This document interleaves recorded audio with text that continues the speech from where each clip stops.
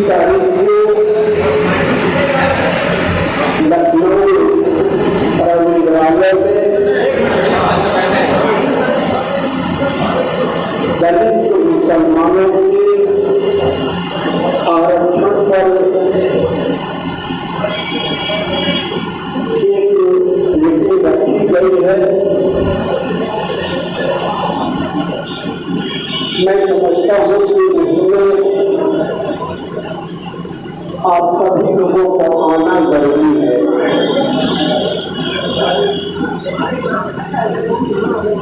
शायद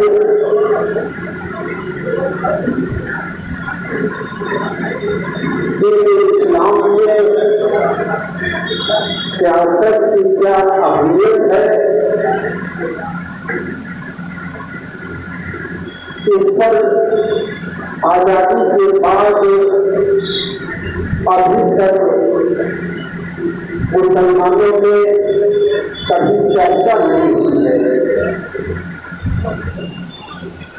और मेरी जानकारी के हिसाब से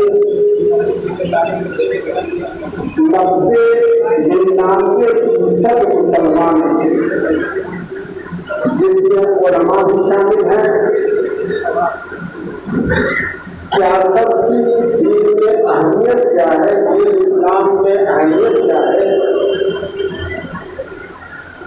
इसको जानते ही नहीं, उसको समझते ही नहीं। और उसकी वजह से पूरे मुस्लिम समाज को बहुत बड़ा नुकसान हुआ है। और उसी की वजह से मुस्लिम समाज आज दलित भाइयों से भी बदतर हालत में हो गया है। और इतना सामाजिक तौर पर पिछड़ गया है कि दूसरी कौमें उसे नफरत करने लगी है आज। और इस हालत में पहुंच गया है कि किसी भी मुसलमान दिखने वाले को कोई पार्टी अपने मंच पर खड़ा भी नहीं होने देना चाहती। और इसके लिए जिम्मेदार और दूसरा कोई नहीं है। अपने सामाजिक, तालीमी, मानसिक पिछड़ेपन और बर्बादी की वजह दूसरी कोई कौम नहीं है, दूसरा समाज नहीं है, बल्कि मेरी समझ से सिर्फ मुस्लिम समाज ही है। उसी तरीके से जो हमारी दूसरी समस्याएं हैं, अभी लोगों ने सांप्रदायिक भेदभाव का ताज्जुब जिक्र किया है। हमारे पत्रकार साथियों ने मां देवी की बात की है, कांवड़ यात्रा में लोगों पर अत्याचार की बात की है, दंगा फसाद की बात की है, मुस्लिमों को जहर देने की बात की है, बुलडोजर से उनके मकानों को और आबादी को गिराने की बात की है। इन समस्याओं का हल मुस्लिम समाज के पास है, मगर इसका हल जानता ही नहीं और इसके लिए संघर्ष नहीं करता, जद्दोजहद नहीं करता, इसके बारे में सोचता समझता नहीं, क्योंकि वो राजनीति से, सियासत से कोसों दूर है और सिर्फ जज्बात से काम लेता है। और लोग इसे जज्बाती बना करके इसका इस्तेमाल कर रहे हैं, चाहे वो सपा, बसपा, कांग्रेस, भाजपा के मुस्लिम विद्वान हो और चाहे मिनिस्ट्री और मंत्री हो, इनके बुनियादी मुद्दों को कभी नहीं उठाते नहीं, बल्कि इनको जज्बाती बना करके इनका वोट लेना चाहते हैं। इनके विकास से, सम्मान से और इनके आगे बढ़ने से कोई मौका मतलब नहीं है, क्योंकि वो जानते हैं कि अगर समाज बढ़ गया और उनका गुलाम नहीं रह जाएगा।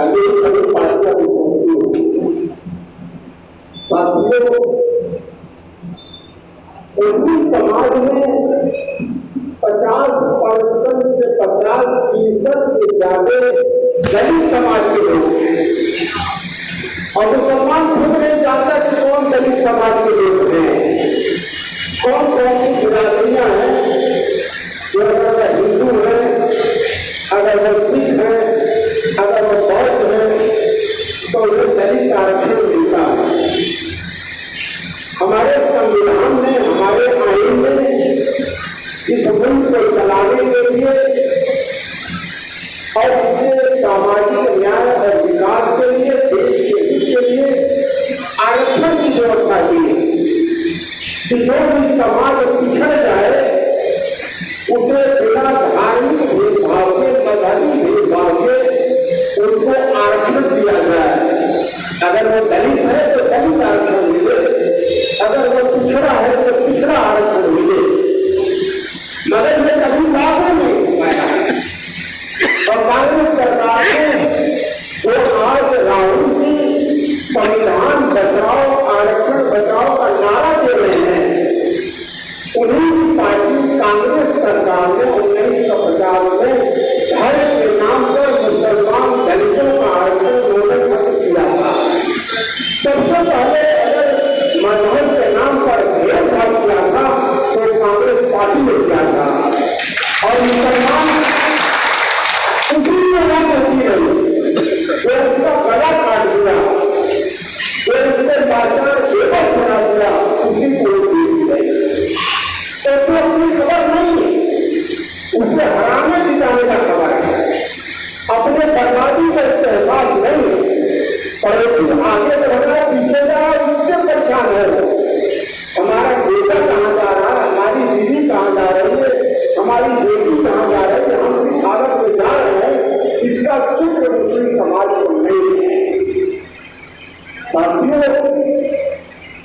मुस्लिम समाज में अंसारी, मंसूरी, कुरैशी, अलवी, शाह, ये सारी बिरादरियां, नट है, बंजारे हैं, कनाबाज है, लहरिया है, हथियारे हैं, बहुत सारी बिरादरियां। मतलब यह है कि देश की 50% से ज्यादा आबादी वो अनुसूचित जाति है। ये जितनी भी बिरादरियां हैं, वो अगर सिख, बौद्ध और हिंदू है, वो ऑलरेडी अनुसूचित जाति में आज नहीं। इस प्रदेश की सरकारी आंकड़े में 20% आबादी है और अनुसूचित जात में अब आपको, अगर अनुसूचित जात में रहते हैं तो आपको मुकाबला अनुसूचित जात में करना पड़ेगा। मैं मिसाल दे दूं, अगर डॉक्टर बनना है तो अगर जनरल कैटेगरी है, ओबीसी है, तो उसे 720 में 600 से ज्यादा नंबर लाना पड़ेगा। अगर वह अनुसूचित जात में है, अगर अधिकारी अनुसूचित जात में है, राजनीति मंसूरी और कुरैशी अनुसूचित जात में है, तो उसे 720 में 400 साढ़े 400 में एडमिशन बन जाएगा। अगर डीएमएसपी अगर 50% 52% का होता है, जनरल कैटेगरी को अनुसूचित जात के 30-35% का होता है। इतना फर्क है और हर जगह आरक्षण है। पुलिस में आरक्षण, प्रशासन में आरक्षण, नगर पंचायत से लेकर के क्षेत्र पंचायत से लेकर के आपको एमएलए एमपी में आरक्षण, तो शासन प्रशासन में हर जगह आप मौजूद होंगे। अगर हर जगह 50-30% से है, अगर आप 10% भी अगर रहो, खाने से लेकर के, तहसील से लेकर के, जिले में, डॉक्टर इंजीनियर पीएचडी में और सीआरपीएफ में हर जगह आप रहो, अगर 10% आपके साथ अन्याय नहीं हो सकता, मुस्लिम समाज के साथ अन्याय नहीं हो सकता। अगर दलित मुसलमान को यहाँ का डीएम हो जाए तो उससे तो ये नहीं पूछ ले जाएगा, एसपी हो जाए तो इसलिए पूछने नहीं जाएगा कि तो किस बिरादरी से हो। सभी के सभी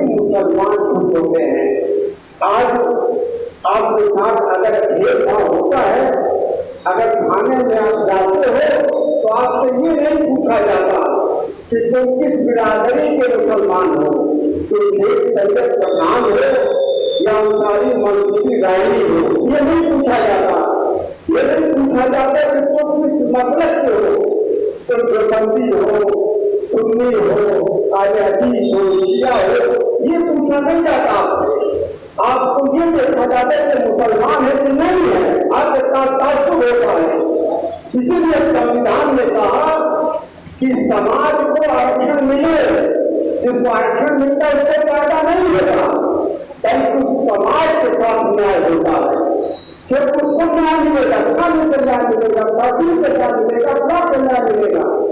तो जो लोग ये कहते हैं कि अनुसूचित जाति के मुसलमानों का आरक्षण अनुसूचित जाति के मुसलमानों को फायदा है, नहीं, ये सभी मुसलमानों को फायदा है, सबका न्याय मिलेगा। जिसको नौकरी मिलती है उसके लिए नहीं विकास है, न विकास समाज के लिए है। अगर मुस्लिम समाज के दलितों का आरक्षण मिलता है तो पूरे मुस्लिम समाज को आरक्षण मिलता है, मुस्लिम समाज को क्या मिलता है। तो जब ये सोचते हैं कि उनका है तो मैं क्यों लड़ूं, मैं बताऊं कि सबसे गलत सोच है। जिस तरह से मुसलमान सोचता है उनको हमारी से उनको जिताएंगे तो हम सुरक्षित रहेंगे, गलत है। जब तक आपका नेतृत्व सत्ता में हिस्सेदार नहीं होगा आपको इंसाफ नहीं मिल सकता, सबसे इंसाफ नहीं मिल सकता। साथियों, इसी सोच पर, इसी विचार पर डिस्कशन होगा। इस लड़ाई की पार्टी 2008 से संघर्ष कर रही है और फिर इसी के सिलसिले में इस पार्टी ने एक जलसा मुक्त किया हुआ है। लगभग 30 तारीख को हमारी गुजारिश है, इसका मतलब कुछ नहीं कर सकता। अगर आप लोग सभी लोग साथ हो तो इंशाअल्लाह जन्नत जरूर मिलेगा, उसको कोई रोक नहीं सकता।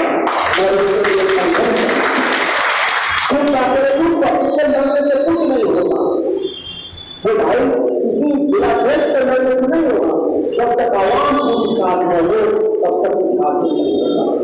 इसी के साथ मैं आप सभी भाइयों का एक बार फिर शुक्रिया अदा करता हूँ और आप सभी से गुजारिश करता हूँ कि 30 तारीख को अपने मौके पहुंचिए और अपने ये हमारी जिम्मेदारी है।